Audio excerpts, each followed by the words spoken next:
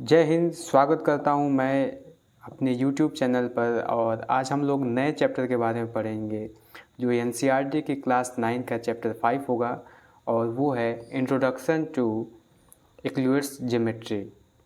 चलिए, इससे पढ़ने से पहले हम इस चैप्टर के बारे में थोड़ा सा इंट्रोडक्शन पढ़ेंगे।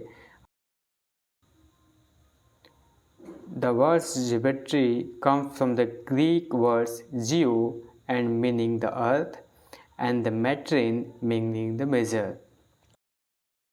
पॉइंट टू बी डिस्कस, क्या क्या इसमें डिस्कस किया जाएगा, क्या क्या चीज़ें हैं वो उस पर पहले ध्यान देते हैं। पॉइंट, पहला है पॉइंट। पॉइंट क्या है? A point is that which has no part. Point is simply क्या, एक पॉइंट क्या है? एक सिंपल सा एक पॉइंट है। जो डॉट आप यहाँ पे देख पा रहे हैं वो एक सिंपल सा डॉट है। Next, line. A line is breathless length. एक लाइन है जिसके पास लेंथ तो है, लंबाई है, लेकिन उसके पास चौड़ाई नहीं है, ब्रेथलेस है। ठीक है। Third, the ends of a line are points. जब भी कोई एक लाइन एंड करेगी वो हमेशा क्या करेगी? एक पॉइंट पर एंड करेगी। कहीं भी होगी तो वो पॉइंट पे क्या करेगी? एंड करेगी। A straight line is a line which lies evenly with the points on itself। एक पॉइंट, छोटे छोटे पॉइंट को बनाकर एक स्ट्रेट लाइन बनाई जाती है। Surface, a surface is that which has length breadth only. एक सरफेस को हम ऐसे डिफाइन करेंगे जिसके पास लेंथ और ब्रेथ हो, इसके अलावा कुछ ना हो, उसको हम सरफेस बोलेंगे, सतह। Next is the edges of a surface are lines. जो भी सरफेस बनेगा वो किससे बनेगा? लाइन से बनेगा। Plane surface, a plane surface is a surface which lies evenly with the straight lines on itself. एक प्लेन सरफेस जो बनेगा आपका एक स्ट्रेट लाइन के से ही बनेगा और उसके सरफेस के ऊपर ही बनेगा। चलिए आगे बढ़ते हैं।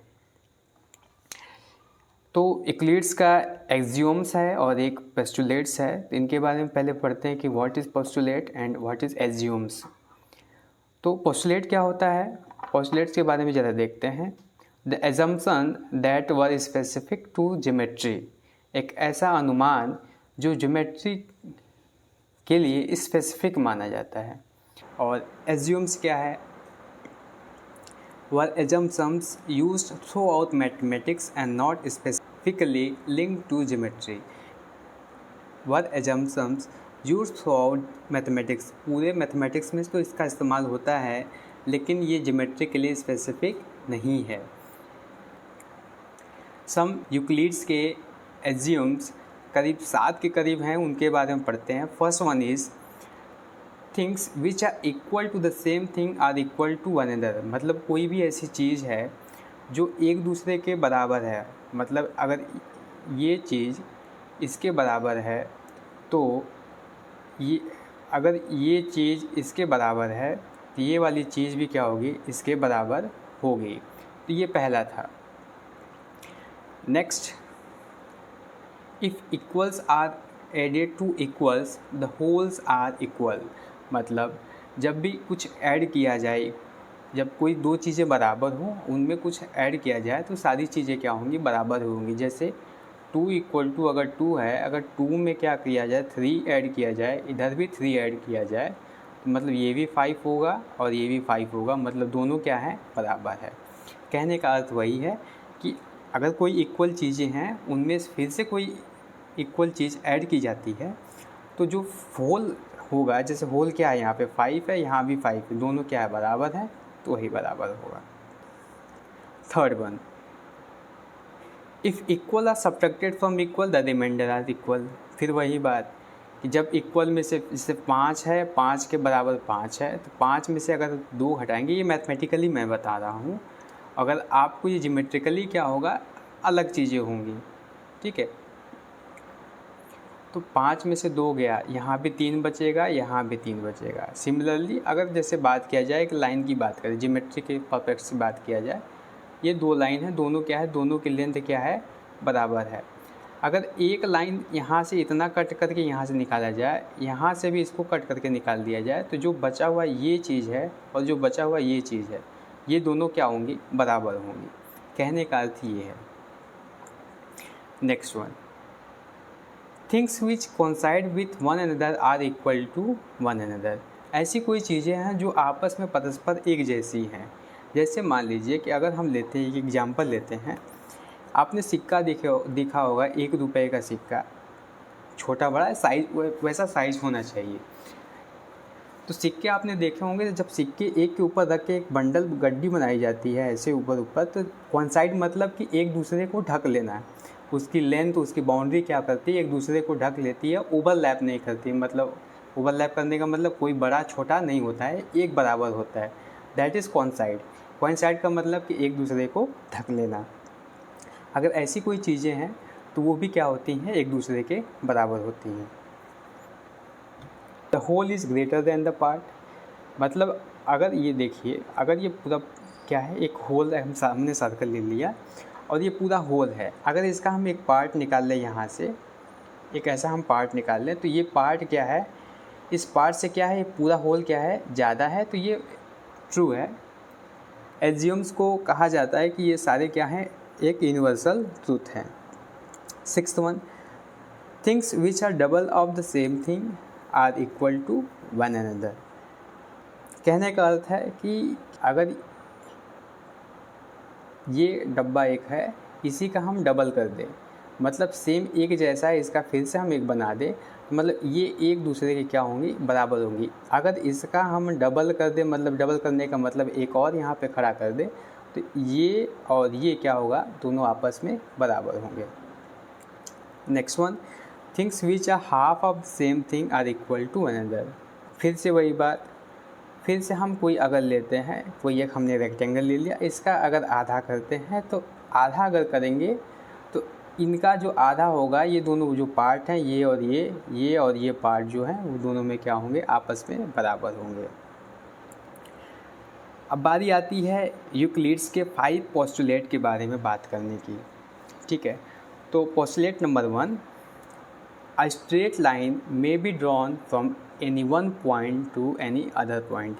जब भी हम कोई भी एक स्ट्रेट लाइन ड्रॉ करेंगे, कहीं भी कहीं तक भी हम एक पॉइंट से लेकर दूसरी पॉइंट तक क्या करते हैं, इसे ड्रॉ कर सकते हैं। Next one is assume, given 2 distinct point there is a unique line that passes through them. मतलब कहने का मतलब है कि अगर कोई 2 पॉइंट है, इन दोनों पॉइंटों के बीच से कोई एक यूनिक लाइन पास करेगी। यूनिक मतलब एक लाइन पास करेगी, ऐसा नहीं है कि 2-3 लाइन पास कर जाए। आइए ज़रा इसको एग्जाम्पल की मदद से देखते हैं। आपके सामने फिगर एक है, ये फिगर देखिए, पॉइंट पी और पॉइंट क्यू पर आप देख पा रहे होंगे कि लाइनें तो बहुत सारी बनी। देखिए 1 2 3 4 इस पॉइंट से क्या करी हैं, गुजरी हैं। 1 2 3 4 यहाँ से भी गुजरी हैं, लेकिन ये जो 5वीं लाइन है, एक ऐसी एक यूनिक लाइन है जो पॉइंट पी से भी गुजरी है और क्यू से भी गुजरी है। तो कहने का मतलब यही है कि कोई एक ऐसा पॉइंट, अगर 2 पॉइंट हैं तो उनके बीच का क्या होगा, एक यूनिक स्ट्रेट लाइन ड्रॉ होगी और एक यूनिक लाइन पास करेगी। Postulate number 2, a terminated line can be produce indefinitely. कहने का मतलब है कि अगर कोई भी लाइन है, उसे हम क्या कर सकते हैं, कहीं से भी, मतलब अगर ये पॉइंट ए और ये बी है तो इसे कहीं भी बढ़ाया जा सकता है, दोनों डायरेक्शन में इनफाइनाइट ये जाएगी, बहुत दूर तक जाएगी। आइए फिगर की मदद से देखते हैं। देखिए यहाँ पे क्या है, ये ए बी क्या है, एक लाइन सेगमेंट है। ए बी एक लाइन है, इससे क्या किया गया, इधर भी एक्सटेंड किया गया है, इधर भी एक्सटेंड किया गया है, इनडेफिनिटली तक एक्सटेंड किया गया है। Next one is postulate number 3, a circle can be drawn with any centre and any radius. एक सर्कल ड्रॉ किया जा सकता है किसी भी सेंटर से, किसी भी रेडियस का, और कहीं से भी सेंटर मान के हम क्या कर सकते हैं, एक रेडियस ड्रॉ कर सकते हैं। ये फिगर की मदद से देख लेते हैं। पहला फिगर देखिए ये है, दूसरा फिगर ये है, थोड़ा सा बड़ा है और इससे थोड़ा सा छोटा सर्कल मिलेगा आपको। तो यहाँ देखिए, यहाँ अगर हम इसको ये सेंटर मानते हैं, इसका ये रेडियस, इसका ये सेंटर मानते हैं, तो इसका ये रेडियस और इसका ये सेंटर मानते हैं, तो कहने का मतलब कि सेंटर आप कहीं भी आप चूज़ करिए और कुछ भी रेडियस रखिए, आपको एक सर्कल मिलेगा।